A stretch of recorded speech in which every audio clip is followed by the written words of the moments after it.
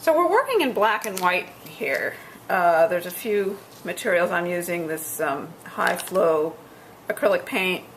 You could also use India ink or acrylic ink. I've got these acrylic markers, graphite, watercolor crayon, pencil, another pencil, a lot of different things. Just black and white though. So the techniques I'm showing you are just optional. You can do whatever you want. Here I'm putting some sort of clean water on the paper and then dipping my brush in just a little bit of high flow acrylic.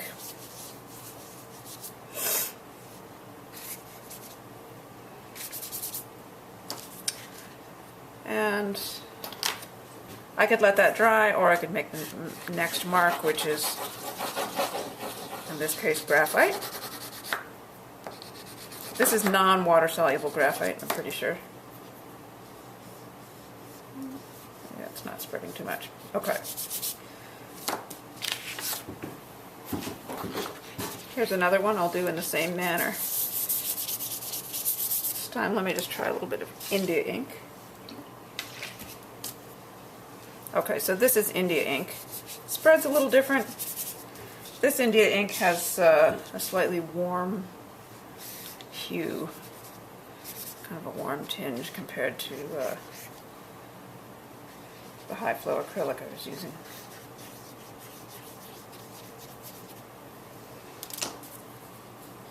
On this one I might also do some graphite scribbling.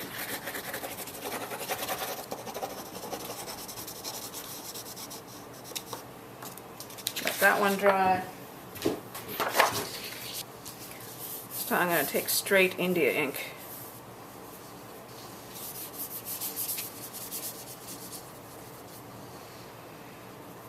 And then straight high flow acrylic.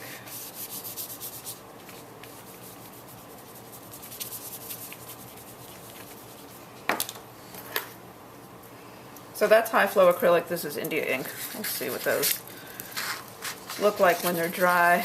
And then just a plain pencil. Papermate.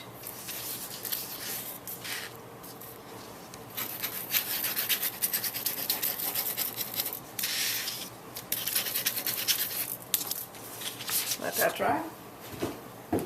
This time I'm going to start with a couple of pieces that I used to lift paint, so they already have a little bit of marks on them, but just in black and white. I'm not using anything that has color.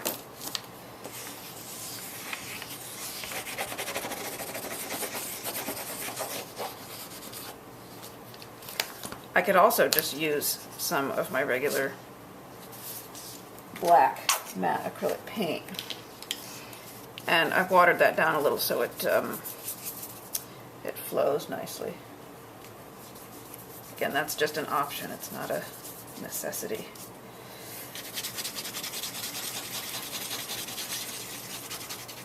A little Sgraffito in there.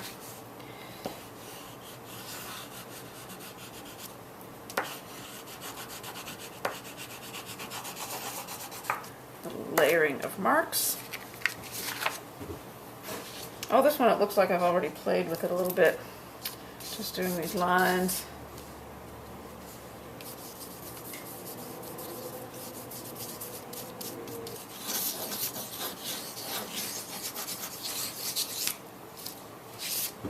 And let's see, let's put in some dark black.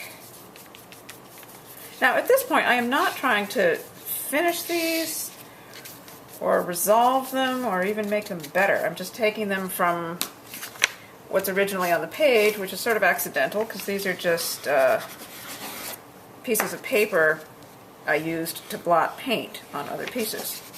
So I'm just taking what's there and adding one more thing.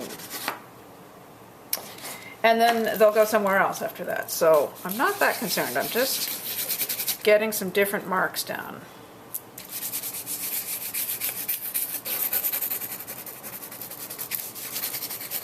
So what's the next step? Well, the next step could be whatever you want. This is white paint mixed with a little glazing medium so that it's kind of translucent. And then here's some white paint that It's a little more straight up. So on this one, the first thing I'm going to do is try to create some layers. I think this one is, let's see, part of it is high flow, part of it is India ink, and it's all, you can see it's mixing in with the white paint. I'll lift some of that.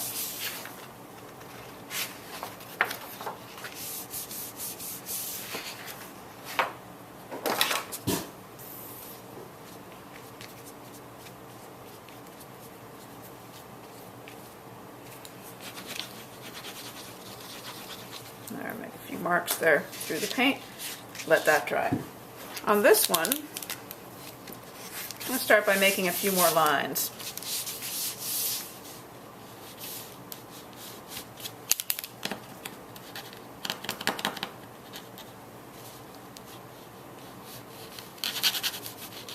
This is a paint marker that isn't flowing very freely, but that makes its own kind of quality of line.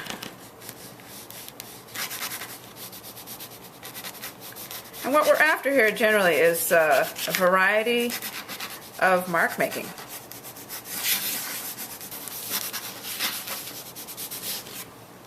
You could also take more graphite and do something else. I could do something more with black paint and or something with white.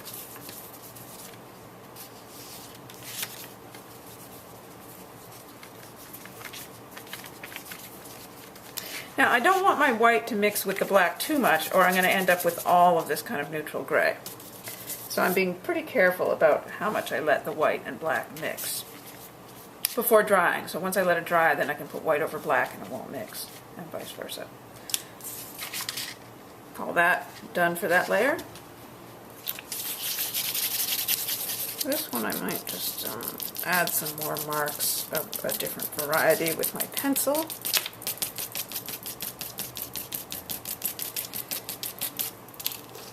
And this is a watercolor crayon. I can do the white over black.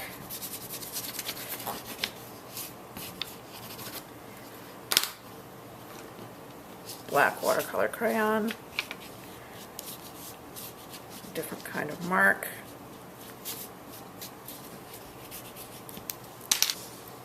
White paint mixed with glazing medium.